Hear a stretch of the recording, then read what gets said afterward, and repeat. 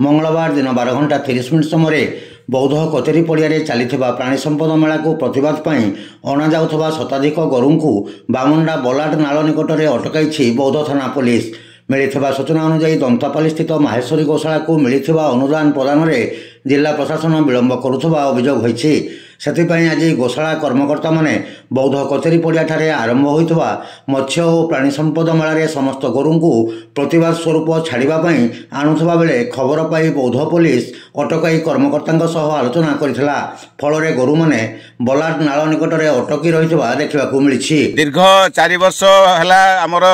बौद्ध एनएसी रे जो बुला गोरू गाई थिले सेमान को थईथान करने आमर दंतापाली रे जो अच्छी आमर माहेश्वरी गो सेवाश्रम अच्छी सेठी को सब गाई दिया गाई बाछुरी एवं षंढ बछा सब देते से गुड़ाक सब परिपालन करिबारे वर्तमान सुधा सरकारी कौन साहाय्य नहीं से गोटे अनुदान चलूला किंतु सरकार स्वेच्छाकृत भाव में 52 लाख टंकार गोटे स्कीम रे गुहाल करने निर्माण करने दायित्व देते संगठन को से संगठन कार्यक्रम करू करू बर्तमान चतुर्थ फेज रो जो 12 लाख टंका जो देवा कथा केवल कलेक्टर स्वाक्षर हो गले से पैसा मिलवा कथा 2 मास है जिलापाल कहीकि गड़ौंट से हिसाब से आम दाबी रोचे जे आज जो गोरु गाई मान नहीं जाऊँ काली आम चेतावनी पत्र दिखाई